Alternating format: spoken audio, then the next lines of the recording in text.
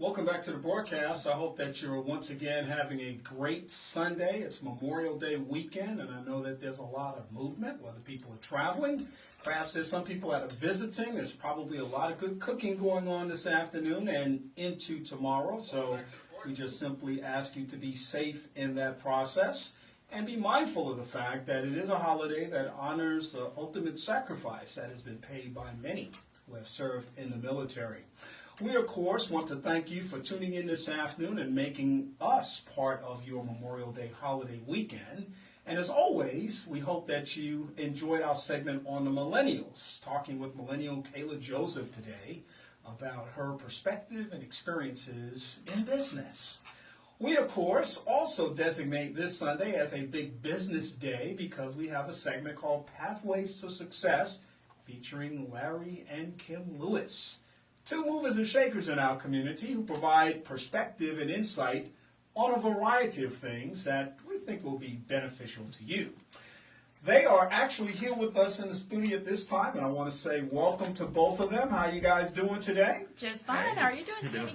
I'm doing great. It's been a good day so far, just celebrating Sunday and a holiday weekend and life and all the other good things that life has to offer. So it's good to see you. Good to see you too. It is a great weekend. You have a guest with you today. That special guest is none other than Kent Ballard. He is the Workforce Education Specialist for the Huntsville-Madison County Chamber of Commerce. Kent, welcome to the broadcast. Thank you. Thank you. Glad to be here. It's good to have all of you guys here this afternoon because that means we're just going to have another amazing conversation.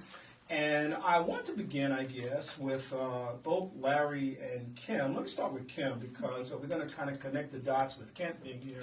But in your role as the chair of the Chamber of Commerce, you, of course, have a chance to be involved in many different initiatives and projects. And, of course, workforce development is a huge one. As we look at the explosive and dynamic growth of our city, and all of the great opportunities that are presented. We just left a conversation where we're talking about preparing people from the academic perspective to move into work. And now in this conversation, we kind of talk about how are we going about doing that? How are we connecting those dots? So this is an important aspect of the work that you're engaged in, isn't it? It is. I mean, the Chamber is doing a great job as far as the economic development that's occurring, but we've got to make sure that we can fulfill the job commitments that we've got. And the best way to do that is to educate people on what some of those jobs are and the pathways to go about getting those jobs. So this is an opportunity for us to share some of the information that we know with anybody out there that's listening to make sure that they realize everything that's happening or taking place in the community. Absolutely. And, of course, Kent, this is where you kind of come in as the Workforce Education Specialist. First of all, I know you've been here for a little while, but I want to say welcome to the Huntsville community. Thank you. Thank you. You're part of that growth and transition that's taking place because you came from up north. Yes. And have planted yourself here now, you and your family, and you're making the best of it. How's the experience been so far? It's been wonderful. It really has been. I still have my up north twang, I guess. I haven't caught that Huntsville twang just yet, but at the same time, it's been absolutely wonderful. I don't think it's probably one of the best decisions we've made as a family. What's been the best part of the experience so far? Just slowing down. We can actually get home at 5 o'clock in the afternoon, and we can spend time with our kids without having to break our backs, to make that happen. But it's been a really good transition in slowing down. Yeah, I mean, that's a big difference. I just left the West Coast, like I was saying in the first segment, and I got up at 5 o'clock on Friday morning to fly back here. The flight wasn't until 10:47. And as it turned out, it was delayed. But, we needed every bit of that time to get on that freeway and get to the airport. So it's a different kind of experience. Of course, when I left the week before, I got up, and got dressed. And I was at the airport 45 minutes before the flight and went through everything smoothly. Mm-hmm. It's a different experience. Oh, yes. Oh, yes. One that we can appreciate. Oh, yes. Absolutely. Yes. And, of course, I'm from New York as well. So the slower pace is well embraced. Manhattan at that, am I right? Oh, man. Yes. Oh, my goodness. That's another. You just made me have flashbacks, and I don't know if we'll be able to finish the show.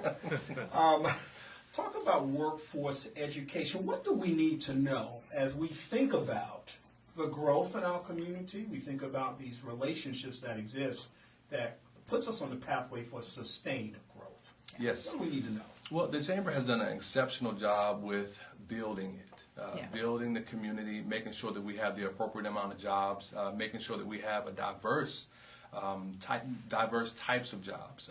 Now we want to make sure that we are filling those jobs accordingly. And we want to make sure that we're developing a workforce that really starts from a young age.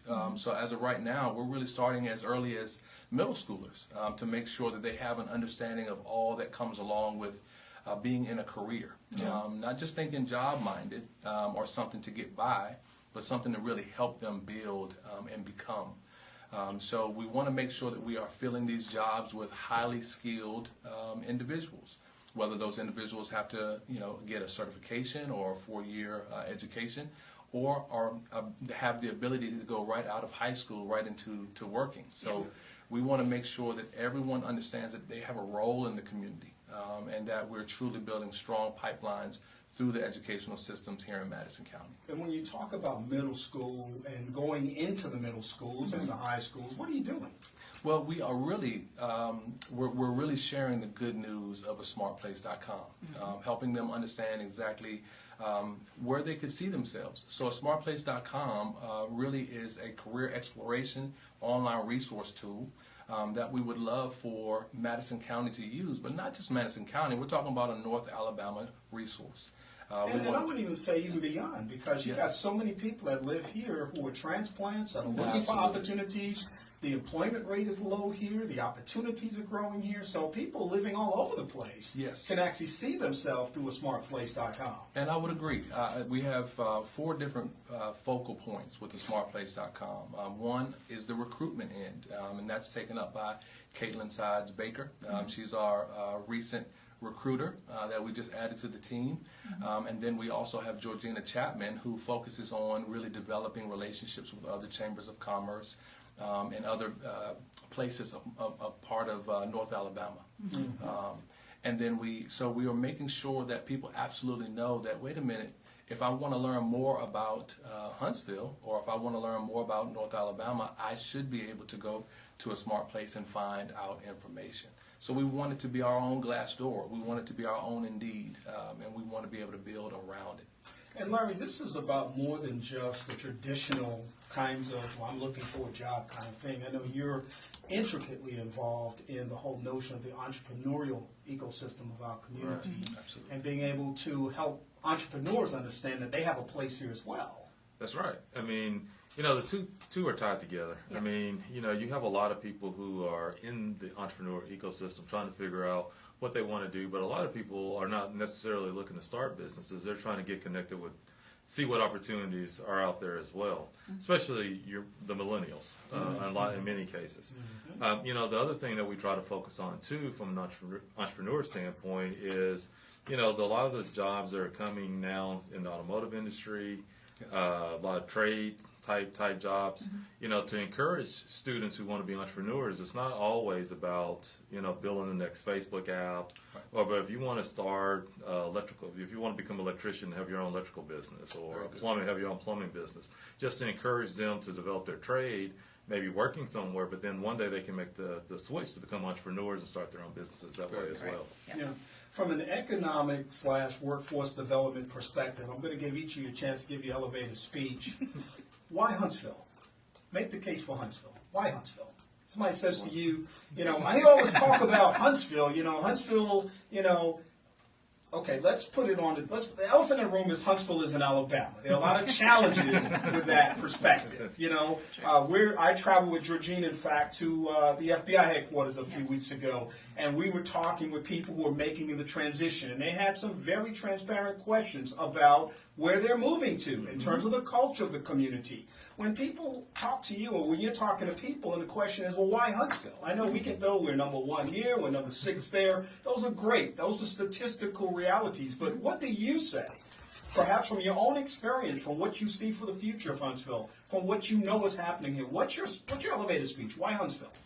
Well, I would definitely say that, Huntsville has an opportunity to really reshape people's mindset about what Alabama looks like.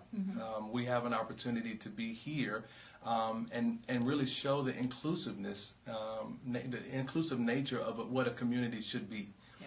So it's not that, Huntsville is anything more than just a community, a collaborative community that's willing to work together. And I think that that's really why Huntsville. I'm so excited about some of the things that are happening right now, and some of the things we can't necessarily share, but we know that That are coming down the pipe. But at the same time, Huntsville is growing, but it's not growing because of one entity or another. It's growing because we're all working together. Collective process. Who's Yeah. next? What's the And next elevator speech? And I think that's the same thing I was going to say, is that collaborative community that makes Huntsville work together. I think that all aspects of the community are willing to work together and just figuring out ways to continue that process to make sure that that continues to happen. I think we can do a better job of communicating that across the board, and that would make it even more collaborative than it currently is. So I just think Huntsville, because being born and raised here, I've seen the growth, I've seen the expansion, I've seen things that couldn't happen unless everybody was working together. So I think it's just a good way to do it. Yeah, I guess I would say, for people who think our last name, as Kim used to say all the Yeah. time, our last name, Huntsville is just different. I mean, it's there are many different cultures. There are many different people who are transplants, like Kent, from other places in the country. So we're used to that here. I mean, there's probably just as many people who have moved here than are long-term residents. They're natives here. And so when you couple that with the inclusion, the diversity of the cultures that are here, the low cost of living, and just the opportunity for multiple types of work, that's why I would say why Huntsville. So I'm going to be that person that's listening right now who has experienced something quite shocking over the last couple of weeks, and we're just going to keep it real here, Yep. because there are some realities that are beginning to emerge from this decision, and that's the law that has been established with regards to abortion, a very restrictive law, the most restrictive in the nation right now. I agree. We have Mayor Woodfin down in Birmingham saying that one company that was coming, a tech company, is no longer coming because of this. Another company saying, hey, wait a minute, we need to take a closer look at this. We got the city of Los Angeles, where I just came from, announcing just last week there's a one-year travel ban to the state of Alabama. And what is the potential economic impact of this legislation? It could have an impact. You've got companies that are looking from across the world that are looking at Alabama. So for us to have passed a bill like that actually sets a precedence. So we've got to figure out a way to overcome that, or figure out a way to look at it in a different aspect and figure out how we can, rectify that kind of thing. And then let our legislators know that that's not something that we all agree with, or how we need to make it work. I think it's just one of those things that's kind of, it could give us a black eye, the best way to put it. It's something that could be truly, that could be a negative impact. I haven't seen it personally that is impacting any of the companies we're currently talking to, but that doesn't mean there's some company that could have been looking at us that we're not even aware of, that now are no longer even looking at us. Sure. I mean, because there's always tons of opportunities that go on that people are wanting to move here, but that could put a whole other aspect on it. So I don't know if we understand the ramifications that are coming from such a decision. Yeah. Yeah, I think part of a lot of organizations that, say they're pro-business. And so, this is not necessarily a pro-business kind of decision for the state, just as Kim has described. And then the other thing, too, we put a lot of emphasis on recruiting and retaining millennials. And from that aspect of it, I think it's going to be tough. There are a lot of millennials who will opt to move to other areas of the country just because of some of the laws that are being passed here. Yeah, and I think we just got to always realize that that is a possibility, that there's going to be things that are going to occur that we may not necessarily agree with or don't agree with. But we've got to realize that those things are affecting not just us, but as people that are looking at us as a possible solution or possible coming to Alabama. Yeah. And staying Sustaining, yeah. Sustaining here as well. Yeah, I think, anytime you make a decision like that, and our legislators need to know that. We're going to talk more extensively about that next week at our social and political roundtable. But it's something that people should pay attention to and not act like as if, well, that's the decision they made and won't have any impact. Right. Because it could certainly have a domino effect in a way that could blow back, in a way that could be negative, and people need to think about that. I mentioned in the last segment the value of the community college system. I talked about how far too many people that I know look past the community college system and they say, 2-year school, I'm not going to go for that. I think that's one of the smartest things somebody can do. I don't care who you are. And let's just start from the finances of education Absolutely. and higher ed. That's right. One of the smartest decisions that people can make. But there's also a connect the dots piece in here, too, when we get to the discussion of workforce education, workforce development. So talk to me about community colleges. We got some great ones in this community. I know that there's some partnerships out there that make sense. Talk about the potential that exists because of that. Well, Calhoun is, of course, one of the largest in the state, and they do an exceptional job. But I just don't want to overlook Drake State Community College. Absolutely. Dr. Patricia Smith is going to do some great things. Dr. Sims. I said Smith. She's going to get me for that. Hopefully she's not watching. She's a forgiving person. But at the same time, Dr. Sims is, not only is she an amazing person, but she's got some great vision. I agree. So I'm looking at the fact that, yes, it just makes sense. If we can begin to sell the idea of, going to a community college and really getting what you need, from the community college, and then being able to move on to where you know that you can go, I think that it really helps students understand that sky's the limit. They can really save some money while making money. And if they can really understand that pathway, I think that it really does help and make sense for families too. And you can really change the trajectory of a full family by educating one child or one student. So I really believe in the community college system 100%. Yeah. Is there something? Go ahead. I had the pleasure of giving the commencement for Calhoun a couple of weeks ago. Congratulations. And I'm a Calhoun grad myself. And I honestly think it's one of those things where people don't realize the benefit of getting a 2-year degree to kind of figure out, like I did, what you want to be when you grow up, or even after you're grown, to figure out a new pathway. So it's just one of those things. And I know we're partnering with Toyota for one. They've got the FANG program. There's other programs out there. I know that they're working with Drake on some of those programs now too. So it is definitely one of those situations where people can figure out what they want to do, plus get the training to do it. I mean, some of these people coming out of the 2-year college system are making more than the ones that are finding out after they get out of the 4-year system. Absolutely. And at the same time, they can get a job immediately. Where right now, some of the people coming out of the 4-year degree are having a hard time finding some employment. This is a skilled trade that is going to find you a job immediately. So I think we all just got to realize that those opportunities are there. Yeah, you mentioned that some of those folk are making more money than the 4-year schools. I know they come to my house from time to time because of work and other kinds of things. Absolutely. And I mean, hey, the lawn guy has to come on. It's like it's going to cost you $75 just for me to come to the house. I'm like, you haven't done anything. You haven't done anything yet. You're just coming to the house. Well, somebody made the comment, and this my favorite saying now is everybody wants a corner office, but now we don't have the workforce to build those offices right now. So we've got to make sure that we've got the skilled workforce to do the basic jobs that we all depend on a day-to-day basis. So. Yeah, that's a great thing. Larry? Yeah, I was just going to say, too, we talk about the 2-year colleges, but, we can't forget the high schools either, because there's a lot of work going in career tech going into the high schools. Right. I've had the pleasure of spending a lot of time back in my hometown. My old high school, they showed me their new career tech sign they got up on the high school, but they're working hard to try to, bring, what the businesses need into the high schools to get those students ready and thinking. So when they graduate, maybe it's 2-year college, trade, whatever, some even coming out already prepared, just coming out of high school. So, this whole workforce, the initiative with the job growth in Huntsville, I mean, all of North Alabama has an opportunity to participate because of just the nature of our low unemployment situation. Yeah, and Kim, I want to say thanks for reminding me that you are a product of the 2-year school system, because I'm going to just suggest to my good friends at Calhoun, my dear friend Janet Kinchelo Martin and her team of marketing professionals, that you need to develop an advertisement around Kim. Put her up there. I mean, just put her out there with the success that she's had. I will say that it was Janet, because she had asked me a while back to do the commencement. I was like, but I'm glad that I did, because there were several parents afterwards that came up and said, hey, you truly are, we see you out in the community, you're an inspiration to us. To know that you're a graduate of Calhoun was a big reminder of that is the opportunity. Yeah, so. I mean, Woman-Owned Business of the Year, African-American President of the Chamber of Commerce for Female, all the great success that you've had in so many different arenas, commencement speaker. Put her up there. Billboards, right? This is what Calhoun produces.